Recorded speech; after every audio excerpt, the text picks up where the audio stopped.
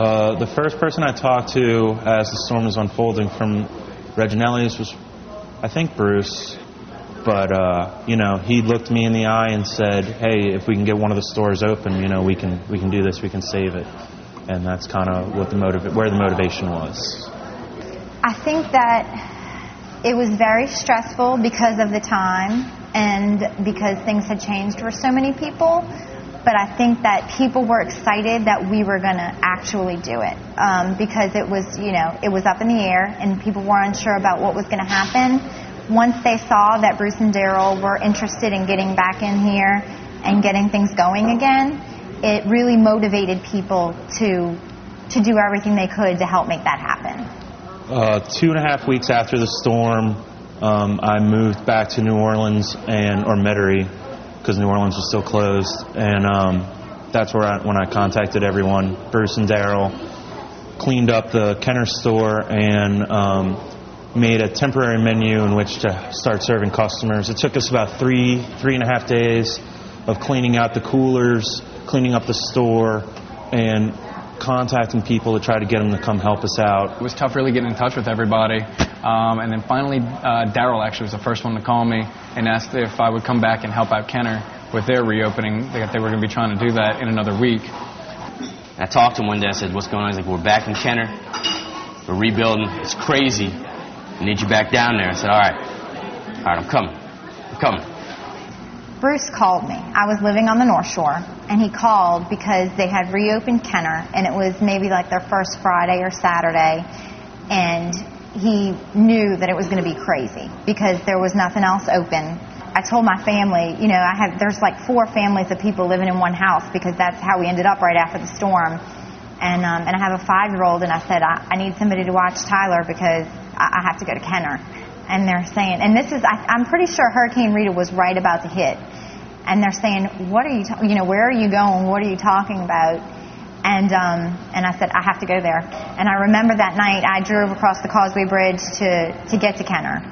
And I could see that the water was like getting higher, when the weather's bad, it's rising. And I remember thinking, I'm crazy because I wasn't sure that I'd be able to get back home. Having Bruce and Darryl say that we were reopening and everyone was welcome and everyone was not only welcome but needed was really good, and it really felt good because at the time I think people needed reasons to come back, and having them opening their store was reason to come back for all of us. Like, no one wanted to just walk away, I don't think. It was really helpful, I think, for everyone's morale and recovery of some sorts to have something to go back to. I really didn't think we'd be coming back to anything at first. I told my mom when I was up there, I said, I lost my job, I lost my house, I lost all my friends. I was like, what do you want me to do? I'm just depressed. But when I came back and I realized I had that again, coming together and accomplishing something. Everybody getting together and rebuilding something. Everybody wanted to be a part of the rebuilding effort, and whether or not that meant putting up sheetrock in somebody's house or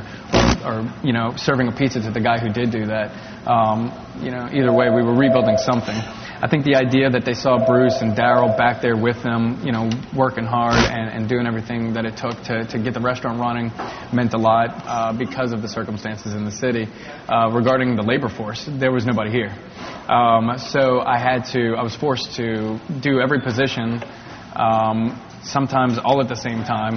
The owners, they were stretched, and they would be cooking some nights at certain stores to try to make up for the lack of the labor force. And it was hard because it was so busy.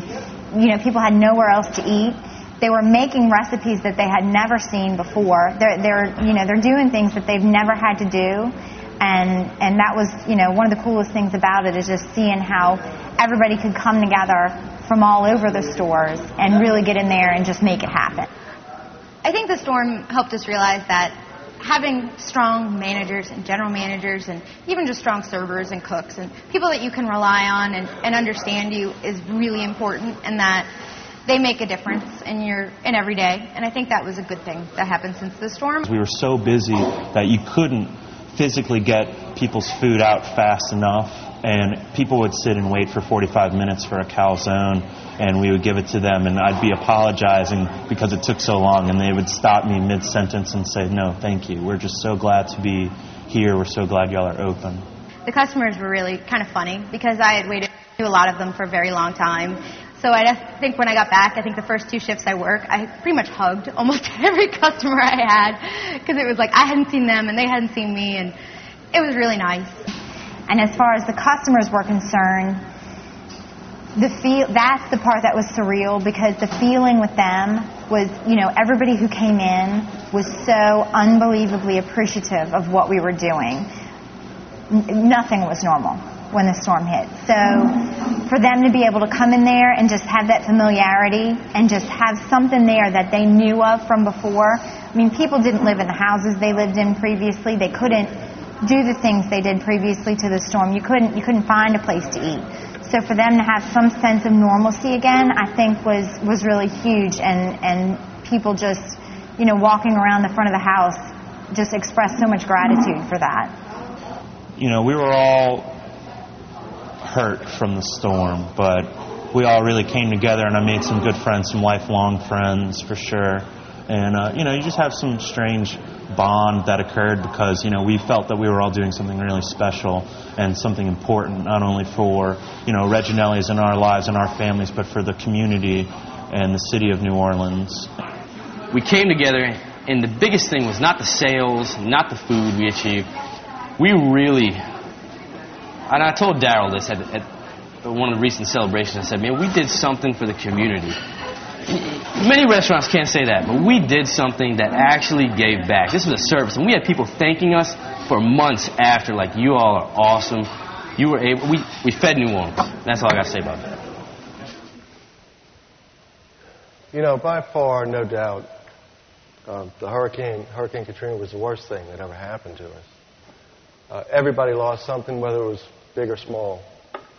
But it was also one of the best things that ever happened to us, because without it, I could have never been so proud to know how important Reginelli's had become to so many of us, so many of the employees, and so much of the community.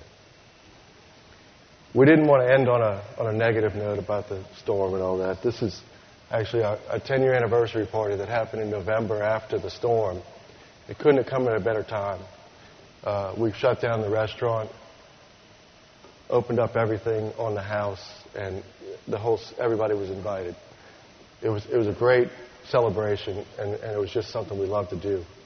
But for us, it's always been about getting through the hard times. We know it can really be a terrible job at some points. But after you get through it all and you're done, you still have to like it. You still have to love it. I enjoy being the pizza guy to my kids and their friends. And that's really who we are. We really love what we do. So what we're hoping that you guys can take today is that the next time it's difficult, whether it's something, the rising food costs and stuff, which we all see, somebody's trying to burn you down, or if you get 20 feet of water in one of your locations, that you just try to stay positive and keep putting your energy into those people who do get you, understand what you're doing, and they're trying to help you.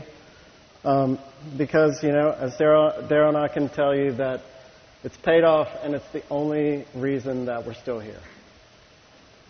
So this is our way